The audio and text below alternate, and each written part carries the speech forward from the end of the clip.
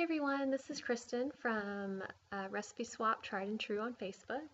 And in response to what everybody's been asking about menu planning, I wanted to do a couple of videos and just kind of walk you through the process of what works for me. Now, this is not going to work for everybody. It will probably need some tweaks to get it to work perfectly for your family, but over the last 7 years, this is what I've found that really works for us, and I've had to amend it and change it as I've added more children or as our activities have picked up and things like that. So I'm not an expert by any means in this category. I don't have any degrees in this. I'm not a dietitian, so just take it with a grain of salt. It is what it is, and it works for me. So I hope it will give you a good foundation to find what works for you. So this first video is going to be kind of the basics of what you need to know before you really get into the meat of menu planning.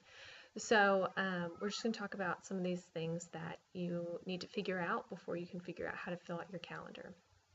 So the first thing is, how many servings do you need? It's not always as simple as how many people are you feeding. So for this, I think about, for my family, if I took something that was a single serving type of food, like a hamburger or a hot dog, how many would each person eat? So for myself, I would eat one. My husband would probably eat 1.5. My oldest daughter would eat almost one, and then the younger kids would eat probably half. So for my family of 5, I need about 4 to 5 servings per meal. Another way to figure this out, and this will take some trial and error, is what size casserole dish can your family eat? So an 8x8, which is just a basic square casserole dish, I know will feed my family for one night. Or a 9x13, which is twice that size, I know we can get 2 meals out of. So same concept, different explanation. So this may take some trial on your part to see if you don't already know how much your family will eat. Typically a family of 2 to 3 will eat can make 2 meals out of an 8x8 casserole. A 9x13 is going to be a family from 4 to more for how many meals you can get out of it. So I know that if I want a meal for 2 nights, I can make one 9x13 casserole, and that will last us for 2 nights.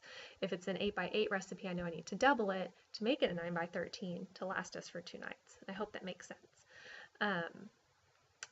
The other part of that is you need to find out about how your family feels on leftovers.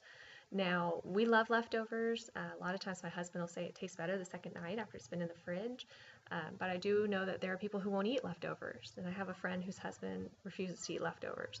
So what she has to do is she's going to have to cook every night, basically. Now, she can do all the prep the first night and then cook it fresh each of the 2 nights, but when she's working on her menu, she needs to keep in mind that there can be no net leftovers. So that's kind of what you need to think about as far as you need to know how many people you need to serve, because a lot of new recipes, if you want to try new recipes, will tell you their serving size. And I know for us, if it says serves 4 to 6, that's only going to last us one night. So I need to double it if I want it to last for 2 nights. And I keep talking about how many nights you want it to last. That's something you need to figure out as well, is how many nights a week do you want to cook? For me, I refuse to cook every night. So I will double or triple recipes to make them last 2 or 3 nights. And that's totally your preference. If you love to cook, if it works easier for you to cook every day, if you're doing all your cooking on a Saturday for the week ahead, that's the kind of stuff you need to figure out. So while we're kind of starting to talk about that, I wanted to get to the next point, which is a calendar.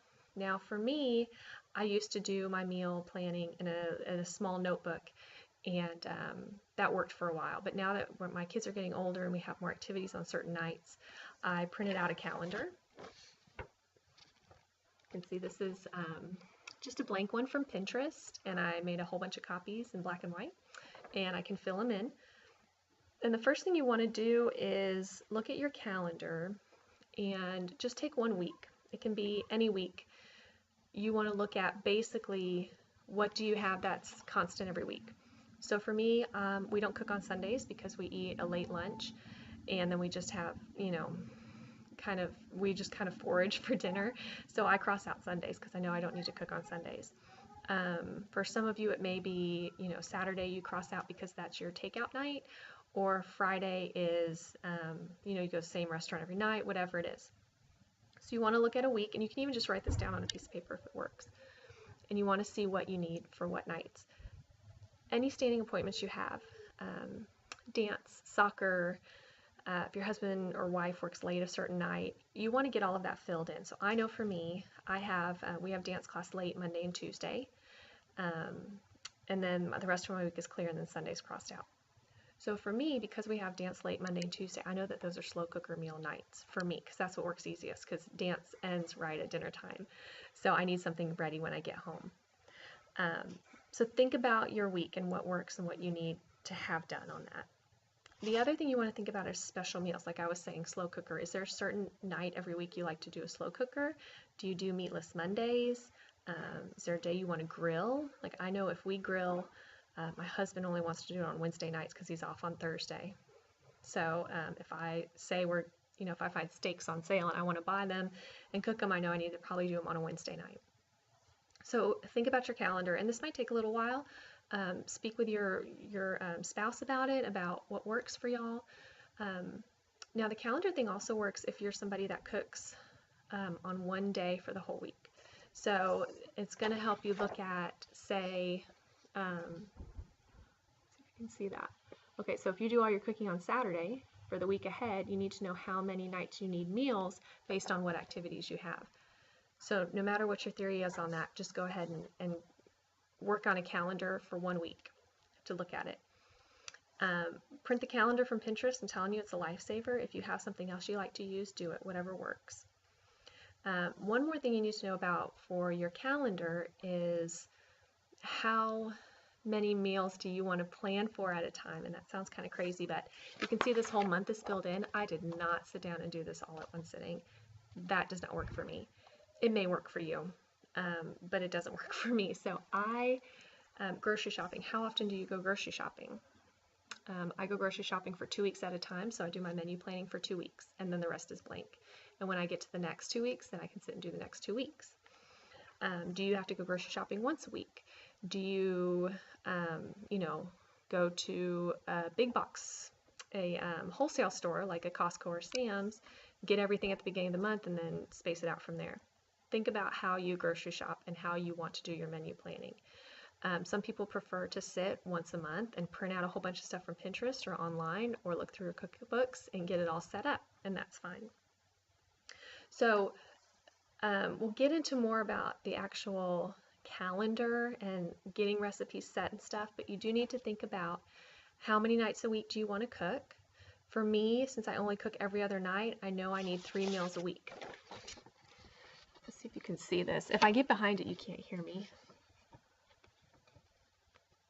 Okay, see, so I have Monday. My Monday meal goes for Monday and Tuesday. Wednesday goes for Wednesday and Thursday.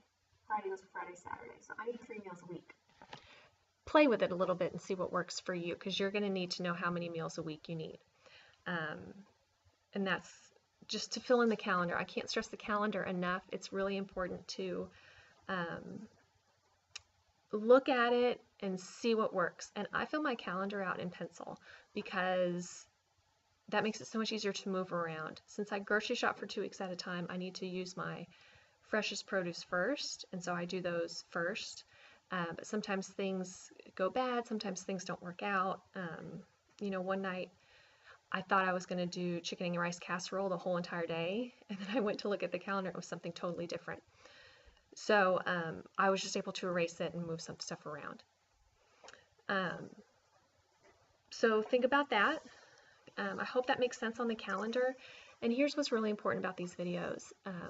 I really need y'all to tell me what works for you. Now, I go over what I think you need to know to get started, but you may feel like I left a complete part out, or this may make sense to me and it may be complete gibberish to you. I need your comments, please, and I need to know what questions you want answered. So on this video, on the YouTube comments, on the Facebook page, I'm going to put the link for the recipe site, the recipe swap site on Facebook underneath the video too. So if you're not a part of our recipe swap, please join us. But I really need to know what works for y'all, what you need to know. Questions, comments, concerns, please let me know. This is kind of the basic setup of what we need to know before we move into the meat of menu planning. So the next video is going to be more about how do you get started with the recipes and such. where's a good place to find recipes, how do you figure out what works where, building your grocery list, which is a huge part of it, coupons, internet, calendars. We're going to get into the whole big part of it on the next video, but I kind of just wanted to start out with what I think are some of the basics to know and to look at. So if you get your calendar finished up and you see what days you need what things on, bring it with you to the next video, which I'm hoping to do within the next week, and we can really get started on that. But please, please, please, questions and comments. I can do a whole video on Q&A if we need to, and anything I've missed I'd like to pick up, so please let me know. I hope that helps a little bit as far as getting your feet wet into menu planning. So that's all I have for today, and I hope to see y'all next time. Thank you very much.